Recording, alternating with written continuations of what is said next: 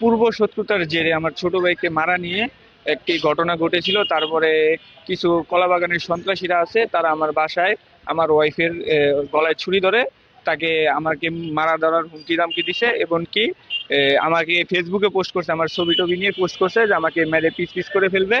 এরকম পোস্ট করার পরে আমাকে গতকালকে 5:54-র দিকে আমাকে রানাভাই বাবু ভাইয়ের দোকানের সামনে আমাকে অ্যাটাক করেছে। আমাকে চেন দিয়ে অস্ত্র দিয়ে সমানে পিঠে বেড়াইছে। আর আমার এই জায়গায় কি যেন দিয়ে বাড়ি দিছে, দোকানের ভিতরে তখন ছিলাম। আমার এই জায়গায় বাড়ি দিয়ে আমার এটা ফাটাই ফেলছে, এখানে 8টা সিঁড়ি লাগছে। আর দোকানেও কিছু লুটপাট করছে। তারপরে ওরা যখন দেখছে লোকজন জমে গেছে, তখন ওরা দৌড়ায় পালায় চলে গেছে। এটা ওদের পুরো পরিকল্পিতভাবে এটা আমাদের উপরে অ্যাটাকটা করা। কারণ এই জায়গায় কিছু লোক আছে ওদেরকে শেল্টার দেয়, যার মাধ্যমে ওরা বিএনপির নাম ভাঙায় যে ওরা বিএনপি করে, কিন্তু আদৌ ওরা প্রকৃত বিএনপি না, ওরা ছিনতাই করে বেড়ায়। এর আগে ওদের 3-4টা মামলা আছে, ওগুলা জিটিউ করা হয়েছে, ওগুলার পরবর্তী কোনো অ্যাকশন নেওয়া হয় নাই। এখন আমরা চাইতেছি আমাদের এটা যাতে মামলা নেওয়া হয় এবং আইন যাতে আমাদের এটা ন্যায্য বিচার করে দেয়। আমার লাইফে রিস্ক আছে, কারণ আমাকে হুমকি দামকি দিয়ে মারছে। আমার যে ছোট ভাই শাওন, ওকে ফেসবুকে নিয়ে পোস্ট করছে যে ওরা কাইটা কাইটা পিস পিস করে ফেলবে।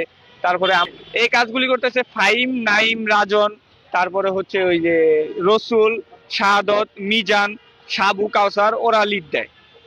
ওদের এলাকার ওরা সিনিয়র পারসন আর কি, ওরা লিড দেয় সাবু ইদেরকে, ফাহিমদেরকে। ফাহিম, নাইম ওরা হচ্ছে দুই ভাই। গাজীপুর সিটি কর্পোরেশন, টঙ্গী পশ্চিম থানা, 55 নং ওয়ার্ড, গেটের সামনে অবস্থিত। সেই জায়গাতে এই ঘটনাটা ঘটছে। নগদ নিয়ে এলো হার না মানা হার অফার। সর্বনিম্ন 10,000 টাকা রেমিটেন্স নগদে পাঠালে থাকছে স্বর্ণের হার জেতার সুযোগ। মানে বাসা থেকে আইতে দেখি আমার ছেলের মানে দোকানের ভিতরে ঢুকে গেছে, যেন দৌড়ে মানে মারার জন্য এই কাজজাব করে 3-4 জনে ঢুকছে। ঢুকে মানে বাড়িও দিতে মারতে, আমার চুলের মুড়ি ধরে ফালাই দিয়ে আমার পিঠের মধ্যে বাড়ি দিচ্ছে। কলাবাগানের এই পোলাপান। আমি কলাবাগান হামিমের 3 নম্বর গেটের সামনে আমার দোকান আছে, বিকাশের দোকান। আমি দোকানদারি করি। গতকাল 5:55-র দিকে আমার ভাই দোকানে বসা ছিল। রাকিব আমার দোকানের সামনে আসছে, পরে পরিকল্পিতভাবে ওরে হামলাটা করে। এর পিছনে কারো হাত আছে, এই যাচাই করবে পুলিশ, আমি আশা করি। এর পিছনে কার হাত আছে, কে লিড দিছে তাদেরকে। আমার দোকানের সামনে আসছে, তারপর ওরে মারধর করছে, ও আমার দোকানে আশ্রয় নিছে। পরে ওরা আমার দোকানের ভিতরে ঢুকে ওরা মারছে। আমার দোকানের টাকা পয়সা ক্যাশ 2,75,000 টাকা ছিল, টাকা নিয়ে গেছে। সিগারেট ছিল, সিগারেট নিয়ে গেছে, আর কিছু মালপত্র নিয়ে গেছে।